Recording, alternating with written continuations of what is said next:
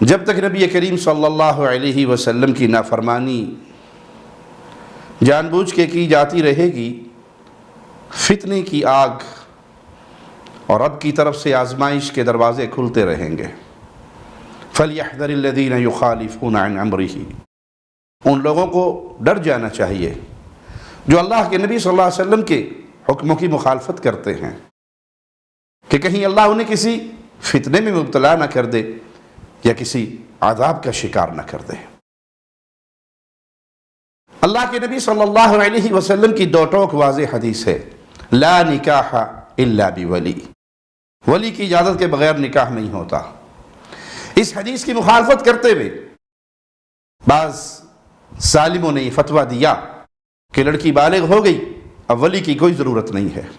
جس باپ نے اس کو پالا پوسا، جوان کیا، اس کے ناز نخرے اٹھائے، اور جب یہ 16 17 18 سال کی ہو گئی تو کوئی ایک شکاری آیا اور اس کو چکنی چپڑی باتوں میں اپنے ساتھ لگایا، عشق مشوقی کا راستہ دکھایا، بے حیائی کی دہلیز پار کروائی، ماں باپ کی عزت کی اور ان کی پگڑیوں کو اچھالا اور اس کو لے کے چلتا بنا۔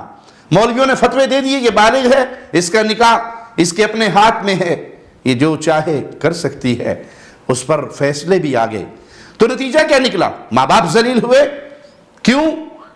اس فتنے میں آپ شکار کیوں ہوئے؟ کیونکہ آپ نے حدیث رسول کی مخالفت کی۔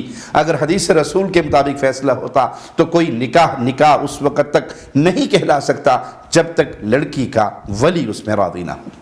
جہاں لڑکی کے ولی کا راضی ہونا ضروری ہے، وہاں لڑکی کی خواہش کا احترام بھی ضروری ہے، اس سے بھی پوچھا جائے گا۔ نہ اس سے زبردستی ہو سکتی ہے اور نہ ماں باپ کی عزت کو نیلام کر کے عشق مشوقی کے راستے کھول کر بے حیائی اور بدکاری کا دروازہ کھولا جا سکتا ہے۔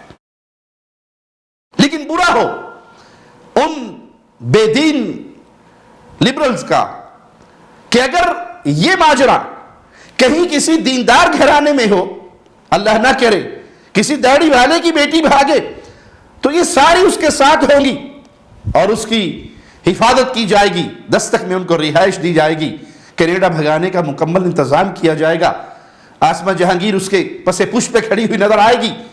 اور اگر یہ دیندار گھرانے کے علاوہ کسی کے گھر کا معاملہ ہے تو یہی لبرلز روتی ہوئی اس کی ماں کے حقوق کا نعرہ مارتی ہوئی نظر آئے گی۔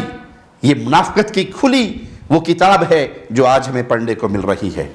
کبھی تم لڑکیوں کے ساتھ کھڑی ہوتی تھی، کبھی عشق معشوقی کے یہ پورے بازار تم چلاتی تھی، کیوں؟ کہ وہ کسی دیندار گھرانے کی بچی بھاگی تھی، اور آج تم اس بھاگنے والی دعا کی ماں کے لیے رو رہی ہو، اس لیے کہ یہ کسی مولوی کی بیٹی نہیں ہے۔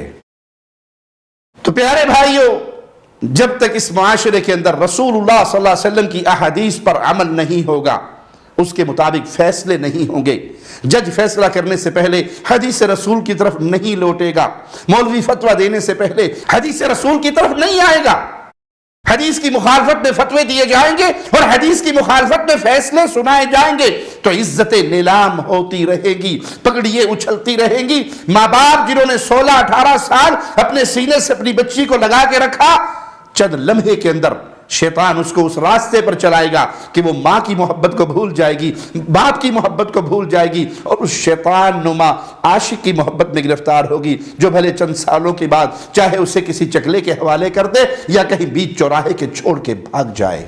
جب عشق کا بھوت اترتا ہے تو نتیجے ایسے ہی نظر آتے ہیں جس کی گواہ ہماری تاریخ کے اندر بہت سارے قصے موجود ہیں۔ اور یہیں پر میں اپنے ان بھائیوں سے بھی درخواست کروں گا جنہوں نے اپنے گھر کی دیواریں تو اونچی کی ہیں لیکن اپنی بیٹیوں اور اپنے بچوں کی دینی تربیت نہیں کی، اور ان کے ہاتھ کے اندر موبائل اور انٹرنیٹ کا فتنہ تھمایا ہوا ہے، وہ جو چاہیں جب چاہیں جس سے چاہیں جہاں چاہیں باتیں کریں، ساری ساری رات بستروں میں اپنے موبائل کے ساتھ اپنے یاروں دوستوں کے ساتھ گپیں ہانکتے ہوئے گزار دیں۔ نہ باپ کو تمیز ہے کہ میں چیک کروں میری بیٹی کسے کال کر رہی ہے، نہ ماں کو تمیز ہے کہ رات 2 بجے میری بیٹی کیوں آن لائن ہے۔ جب اس طرح معاشرے کو بے دینی کی طرف لے جاؤ گے تو نتیجہ یہی نکلے گا۔ ہر لمحہ قرآن اور سنت کا ترجمان، فضیلت الشیخ توصیف الرحمان۔